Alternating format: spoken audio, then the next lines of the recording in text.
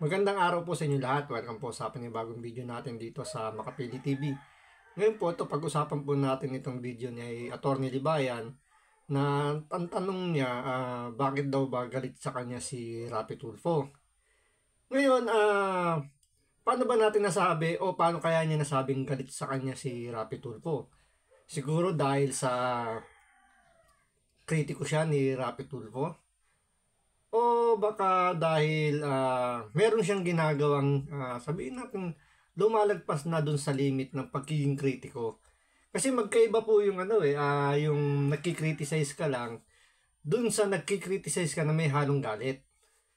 Kasi kung nagki-criticize ka lang, wala akong nakikitang parang dapat ikagalit sa'yo kung ikaw nagki-criticize lang, lalo na sa kang public figure. Normal po yun. Kasi kung titingnan po ninyo, kailan ba nagsampa ng kaso rito si Rapi Tulfo? Siguro October yata siya nag-file ng cyber libel. Ngayon, kailan ba start mag-vlog itong si Atty. Libayan tungkol kay Rapi Tulfo? Vlog as in yung pagkikriticize kailan siya nag-start? Siguro mga 4 years ago or 5 years ago. So, tingnan niyo po yung interval niya.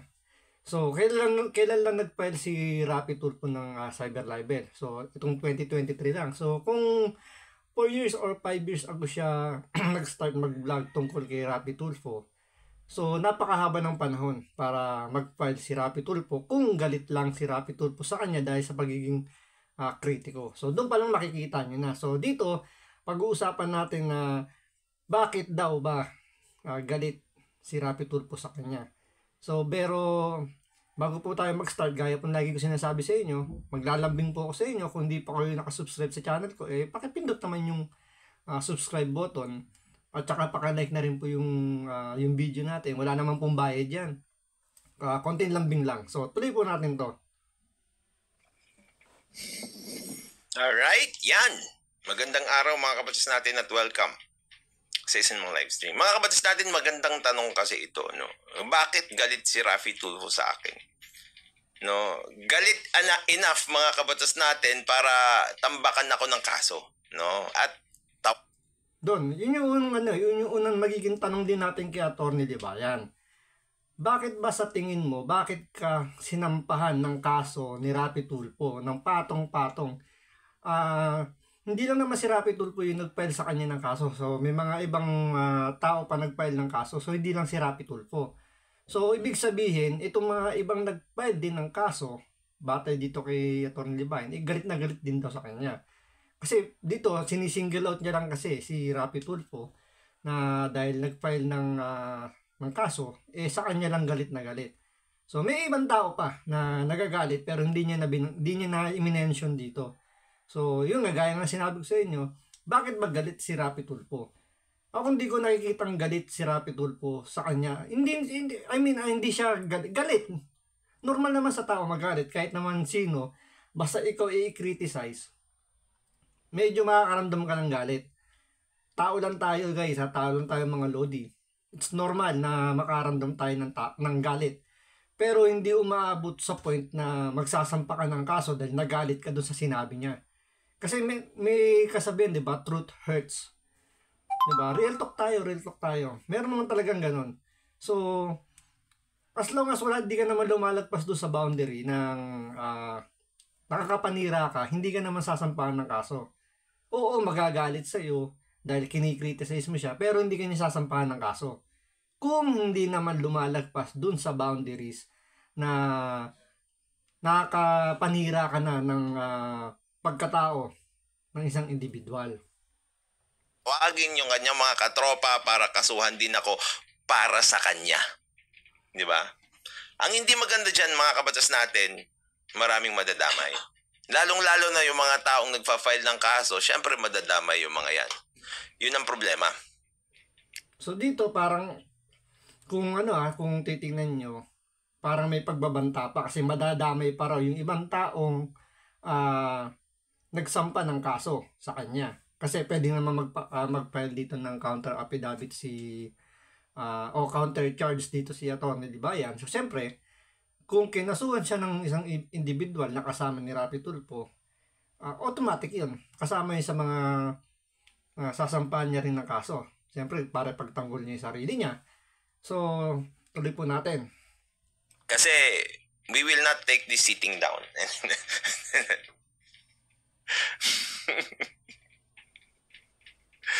Naalala ko lang yun, no? Ito lang naman, no? Naturuan kasi ako ng tatay ko na maging pasensyoso ka. Tapos, syempre, defend yourself well. Pero, wag ka mauuna. Sabi. So, yun daw yung payo sa kanya ng tatay niya. Maging pasensyoso ka. Wag kang mauuna. Saka, yun nga, yung sinabi niya, di ba? Ang tanong doon, sinunod kaya ni Atty. Libayan yung payo ng tatay niya nung time na binira niya si Rapi Tulfo. Nung time na binira niya si Rapi Tulfo na sinasabi niyang siya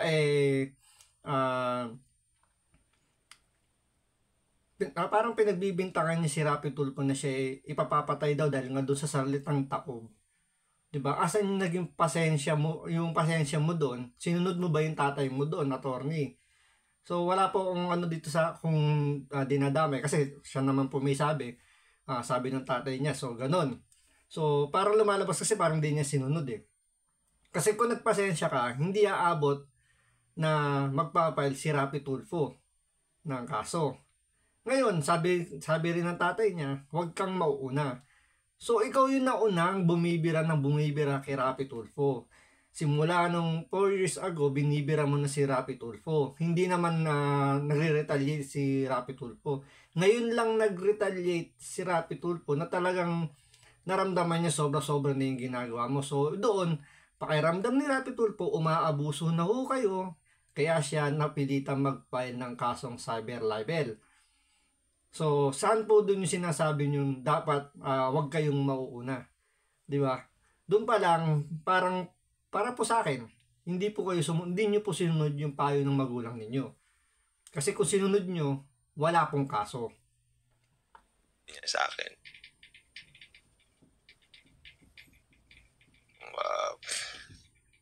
I think, pwede na ngayon. Di ba? Pwede na ngayon.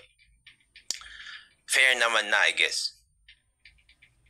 Ang problema ko lang talaga, yung mga pinapasubo ni Rafi Tulfo, lalong-lalo na sa mga kaso-kaso na yan. Hingi na ako, umpisa pa lang, no? Ngayon pa lang hihingi na ako ng pasensya. No? Because this is something that, well, what will be happening is something that... Alam mo, yung salitang pasensya, yan din yung yung hinihingi ni Rapi Tulfo doon sa mga vloggers mo na kasama na masasampahan ng kaso. Ang hinihingi lang ni Rapi Tulfo, magkaroon ng sincere apology lang, mag-sincere na sorry, pwede i-atras yung kaso sa kanila. So since hindi nga nila ginagawa yon at pinaninindigan pa nilang yung ginawa nila hindi tama para kay Rapi Tulfo, normal lang naman yung ginawa ni Rapi Tulfo na, di ba, may due process naman tayo. Kailangan magsampa ng kaso kung sa tingin niyang naramdaman niyang nalabag na yung kanyang karapatan. So, ito po yung tinatawag na due process, di ba? So, ano ba yung mali dun sa ginawa ni Rapi Tulfo? Kasi wala pa namang napapatunayan diyan kung tama o mali yung ginawa ni Rapi Tulfo. Hanggat hindi pa po nagbibigay ng desisyon ang korte. That I need to do because of what because of what they did also. Rafi Tulfo did. Ito ang sabi ni Kamatis Analysis Unit. Agree, it's a sharpened sword but hoping not to use it. Sinasabi ko naman, I think... Tingnan yung sinabi ni Kayo, ito ni Kayo. Ito yung tinatawag na boy bantot ni Melo. Agree daw siya, it's a sharpened sword but hoping not to use it. Alam nyo, ginawa siguro yan ni Rapi Tulfo. Kasi bakit ko nasabi, Ilang taon na ba siyang binabanatan nito ni Atty. Libayan? Kasi yung pag-criticize ni Atty. Libayan, may halo ng paninira. Pero hindi nag-file si Rapi Tulfo ng kaso. Tama po ba? Di ba? Hindi siya nag-file ng kaso. Ngayon lang, kasi nga nasagad na. Kumbaga sabi nga ni Fernando Poe Jr., sabi nga sa pelikula, napuno na yung salop, kailangan ng kalusin. So, mali ba yung ginawa ni Rapi Tulfo? Hindi natin alam. Kasi wala pang desisyon yung korte. Pero tama ba yung ginawa niyang proseso? Tama po. Nag-file siya ng kaso. Nasa korte na po ang desisyon niyan. So, nasa inyo na po yan kung paano kayo didepensa para pagtanggol yung sarili nyo. Ngayon, kung sakasakali na kayo ang paboran ng korte, di kayo ang tama. Si Rapi Tulfo yung mali. Pero hindi pa natin alam kasi nga wala pang desisyon. So, kami, mag-aantay lang kami kung ano yung magiging desisyon ng korte. Hindi naman ako nagkulang sa sabi na, yun, parang yung sinabi mo nga, meron naman akong matitindi na pambala. Pero, yun, may matitindi naman siya mga bala na nakuha galing doon kay Teacher Mark. Yun daw yung gagamitin niyang depensa. O yun yung magiging depensa nila. Kasama nito nila Kayo, ni Teacher Mark, yung iba pang vloggers na posibleng nakasuhan. Yun daw yung gagamitin nilang depensa. Yung sinabi ni Rapi Tulfo. 9 months ago pa, yun yung magiging depensa nila. Kasi sabi ni Atty. Libayan din, di ba? Lahat na naipon yung ebidensya, nabaliwala na dahil doon sa nilabas ni Teacher Mark. Yun daw yung pinakamatinding ebidensya na ihaharap nila sa korte. So, tingnan natin kung magiging maganda bang depensa yung sinasabi ni Atty. Libayan doon. Kung yun papanigan ng korte. So, dito, hindi pa natin alam kung ano talagang mangyayari. So, dito, lalabas yung pagalingan ng mga abogado sa pagpipresenta ng mga ebidensya. Ngayon, korte na po yung bahala kung paano nila titimbangin yung mga ebidensyang hawak na magkabilang panig. As possible, I don't want to use it. Pero if you will force me, then I have to. Di ba?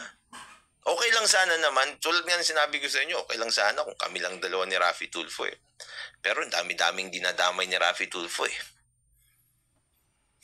Akala ko ba okay lang kayong dalawa? Kaya nga 'di ba, hinihingi na nga ni Rapi Tulfo mag-sorry lang yung mga ibang vloggers para matapos na yung problema nitong mga ng mga vloggers na alaga mo eh. Yun lang hinihingi ni Rapi Tulfo. Pero ang ginagawa kasi nagmamatigas. Na pinanindigan na tama sila. Okay, sige, panindigan nyo yung tama kayo. Wala namang problema doon. Hindi naman kayo pinipilit ni Rapi Tulfo. Isang beses lang naman siya nagsabi nun. Ngayon, sinasabi naman na Atty. Bayan na siya lang daw. Pero, nung nag-file si Rapi Tulfo, iyak ka ng iyak naman sa social media. Panay ang content mo dyan sa issue ng taob. Diba kasi kung kaya mo i-handle ng tama yung sitwasyon, hindi ka iyak ng iyak. Hindi ka parang tulad yan. Parang ka nagpapaawa dito eh. Diba? Parang dito kumukuha siya ng simpatya sa mga subscriber niya, sa mga nanonood sa kanya. Kumukuha siya ng simpatya na siya parang lumalabas, inaapi siya rito ni Rapi Tulfo. Pero ang totoo, siya yung nambubuli kay Rapi Tulfo. Kasi araw-araw pansinin nyo, si Rapi Tulfo ba naglabas ng content regarding dito sa issue na to? Si Atty. Libayan ba? Hindi ba naglalabas ng content araw-araw tungkol kay Rapi Tulfo? Ngayon, sino ngayon yung sinasabi natin dito parang sumusobra? Si Rapi Tulfo o si Atty. Libayan? Kayo na po mag-decide. Actually, that's unfair to your people, Rafi Tulfo. Why do you do that to them? Bakit mo sila isasali dun sa vindication? Sila yung pagpa-filein mo ng kaso. Anyway, mga kabatas natin, obvious naman, no, na kung meron ng gagalahiti dito, hindi ako, kundi siya. Pero gusto ko na rin manggalaiti, syempre, para matuwa siya. So dito sinasabi niya si Rapi Tulfo daw ang nanggagalaiti na sa kanya. Pero sino ba yung content ng content? Yun yung lagi ko napapansin eh. Sino ba lagi content ng content? Kay Rapi Tulfo. Sa araw-araw ginawa ng Diyos, ang content niya si Rapi Tulfo. Parang wala pa yatang araw na lumipas na hindi siya naglabas ng video o hindi niya binanggit yung pangalan ni Rapi Tulfo. Ngayon, sino ang galit na galit sa dalawa? O, balikan natin ito. Ito yung ni Sas Rogando Sasot, no? Yung kanyang post, at sinabi ko sa inyo, itutuloy natin, isinumbong daw kay Tulfo, di raw pinansin ng issue. Ang dami nag-comment dito. Ngayon mga kabatas natin, ito, yung in-issue niyang ito, parang ano pa to eh, may pagkase, clickbait. Kasi hindi niya topic, itinapik niya kasi content niya. Kumbaga nakakonect dun sa content niya. So, ginamit niya ito parang panangga. So, hindi siya pwede ritong, hindi siya pwede ritong sabihin natin na, pwede niya sabihin na, hindi ako ang may content niyan, kaysa pinag-uusapan lang natin. Pero tuwan-tuwa siya kasi, yun yung content din niya. Ngayon, lahat ng pwede niya sabihin, at lahat ng pwede niya makita sa comment section, babasahin niya, papabor sa kanya. Kasi nga, ang content niya si Rapi Tulfo. Para siya nagtatago sa alam mo yung naka-camouflage siya, na banat ng banat. So parang sniper, na nasa malayo siya pero bumabanat siya. halos karamihan kasi ng mga comment dito, mga kabatas natin. Halos karamihan ng mga comment kasi dito, mga kabatas natin, parang ina-attribute ng mga Tulfonatics na kasalanan ko daw. Na ito yung mga dahilan kung ayan na, ina-attribute daw ng mga Tulfonatics na kasalanan daw niya. Unang-una, itong community to, itong Facebook page na nakabukas sa screen niya, hindi niya Facebook page yan. Facebook page yan ni Sas Rogando Sasot. Yan yung tinatopic niya. Pero, lumalabas, parang, ina-assume na naman niya lahat ng sinasabi doon sa comment section ay patungkol sa kanya. Hindi po niya Facebook page yun yung nakabukas na yan. Kay Sas po yun. Ang topic ni Sas ay tungkol doon kay Rapi Tulfo. Dahil topic ni Sas, si Rapi Tulfo, na topic din niya, yun yung ginamit niya para sabihin natin marami na yung marami yung tumutulig sa kay Rapi Tulfo. O di ba? Marami na. Pero bakit siya lang yung kinasuhan? Yun yung tanong. Di ba? Ito nag-criticize din bakit hindi kinasuhan ni Rapi Tulfo. Bakit si Atty. Libayan lang? Kritiko rin to, nag-criticize din siya kay Rapi Tulfo pero hindi siya kinasuhan. Bakit siya kinasuhan? 'Di ba? Kayo na mag-isip kung bakit hindi kinasuhan ni Rapi Tulfo tong si Sas. Bakit siya lang ang kinasuhan at yung mga alaga niya vloggers? Depende kasi sa content Kasi yung content nila Atty. Libayan talagang lumagpas na sa limit. Hindi na talaga hindi na siya nasasabing purely criticize lang May halo ng paninira May halo ng mali siya. Bakit kinasuhan ako ni Rapi Tulfo? Kasi ginagaya daw ako ng mga tao. Ito mga tao dito. Hindi lang dahil sa ginagaya ka. Marami naman nagkikriticize hindi naman kinakasuhan Pero yung mga hindi kinasuhan, sinisiraan ba nila si Rapi Tulfo ng kagaya ng paninirang ginawa ninyo? Yun ang tanong dun, di ba? Sila ba siniraan nila si Rapi Tulfo na tungkol sa taob? Ito bang si Sas nag-content regarding dun sa taob na sinasabi mo? Yung ibang vloggers na nagkikriticize kay Rapi Tulfo, kinontent din ba yung sariling taob? Ngayon, sino ba yung mga nakasuhan? na ikinontent yung taob na inuugnay dun sa pagpatay o may threat sa'yo. Sila lang po yung mga nakasuhan. Pero yung mga hindi nag-content tungkol sa taob na sinasabi tinitreat ka, hindi naman nakasuhan Pero when you come to think of it, mga kapatid natin, I don't know these people. Many of these people don't even watch me because this is the community of SAS. O, di ba? Community ni SAS itong Facebook page. Pero ina-assume niya na yung mga nagko-comment dyan na against kay Rapi Tulfo, siya yung sinasabihan. Ina-assume na naman niya. Kagaya nung ginawa rin niya doon si Rapi Tulfo no October 3. In-assume niya na siya yung sinabihan ni Rapi Tulfo. Na kahit wala namang binanggit. O dito, ina-assume niya, lahat na nagko-comment ng pabor kay Rapi Tulfo, para sa kanya yon. Yung mga galit dyan na kinokontent si Rapi Tulfo, siya yung sinasabihan. Hindi naman pala yung community niya. Community ni SAS yan. Yan yung problema.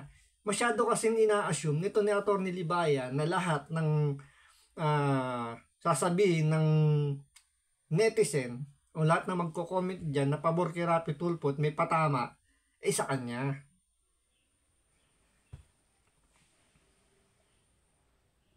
Pero kakasuhan ako at yung mga small vloggers para daw hindi na lumaganap yung mga ganto na nakikita nila kay Rafi Tulfo. In the first Kaya daw kinasuhan para daw hindi na lumaganap yung makagaya niyang nagkikriticize. Hindi po.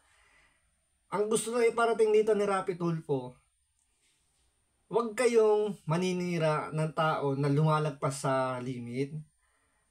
Kahit sino, pwede mag-file kung nararamdaman nilang paninira ng ginagawa. Tulad niyan, tama ba na sabihin yung si Rapi Tulfo pinagbantaan ng buhay mo? Tama ba na sabihin na si Rapi Tulfo may kakayanang mag-hire ng tao para pumatay? May kakayanang kumuha ng gunman, ng hitman? I-connect yung pagpatay kay Rapi Tulfo? Tandaan nyo guys, kahit sinong tao pwede mag-file kapag sinisira na yung pagkatao nila. Kasi kahit naman, halimbawa ito lang ang tanong dyan, sabihin na natin, lagi namin sinasabi rin, granting, sinabi nga ni Rapi Tulfo, si Libayan yung binanggit ni Rapi Tulfo yung pangalan niya. O kahit sabihin natin hindi, sinabi nga naman niya kasi nagbabantaan siya ni Rapi Tulfo.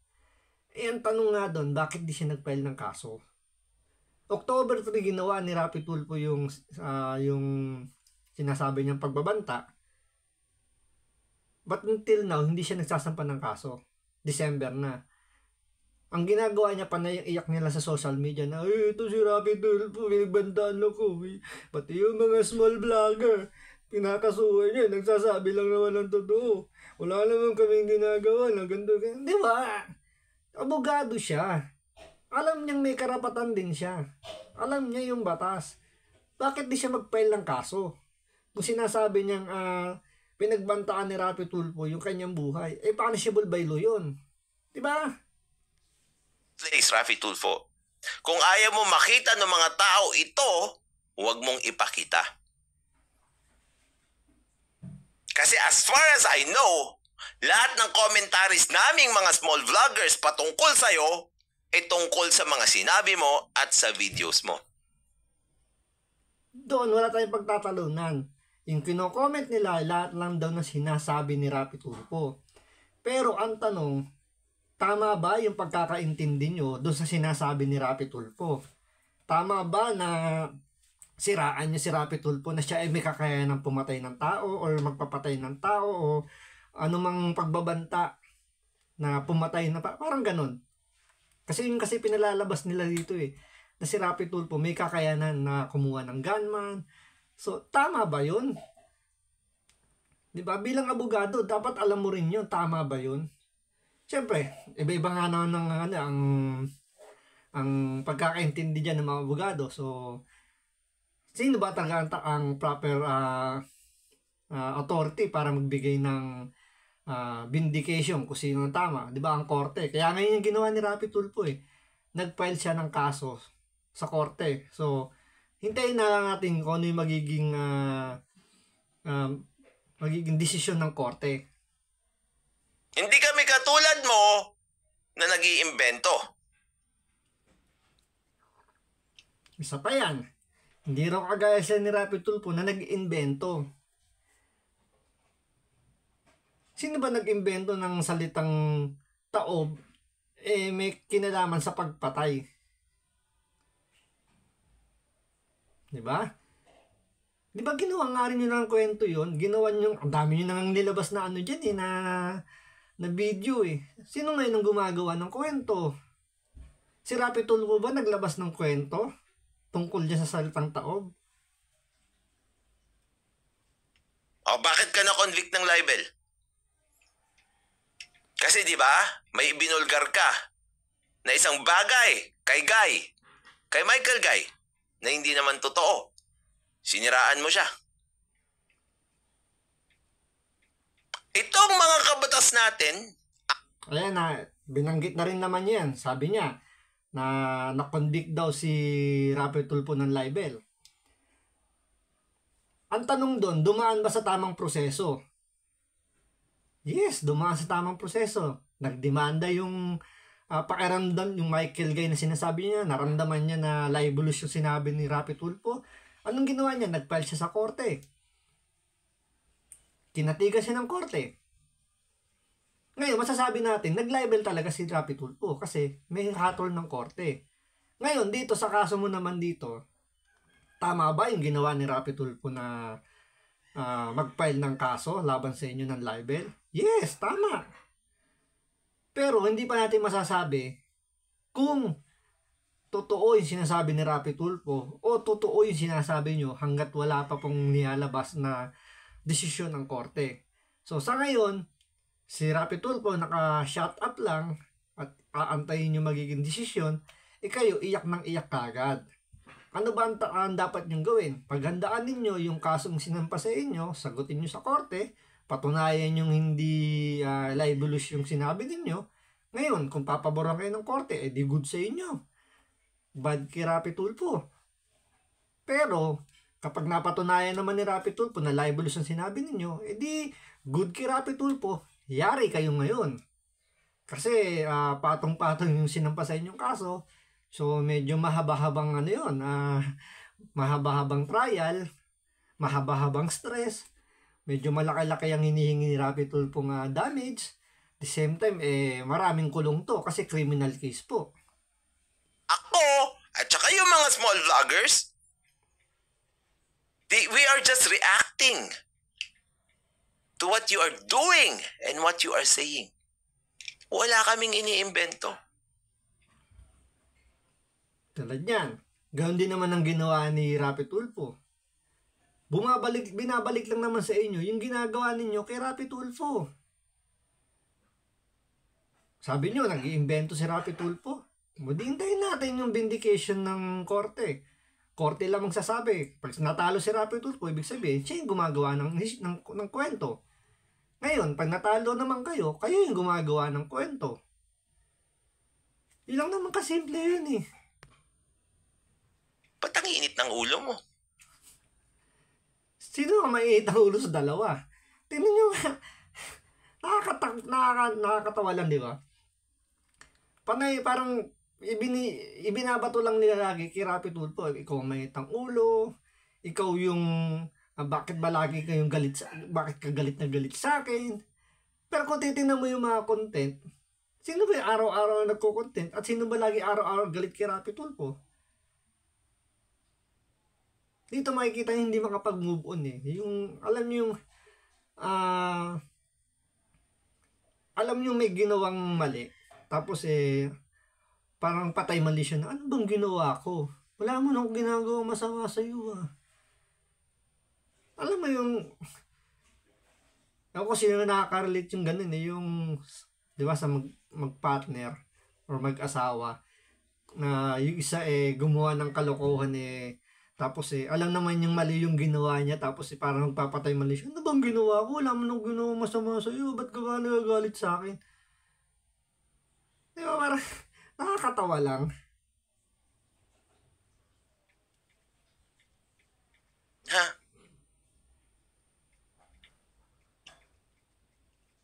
Issue, hindi tao.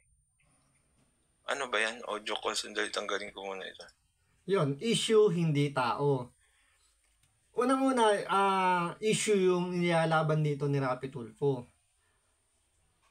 Ngayon, sa inyo, issue rin naman yung, sabi natin, issue rin yung nilalaban ninyo. Pero, lumalagpas na kasi doon sa limit.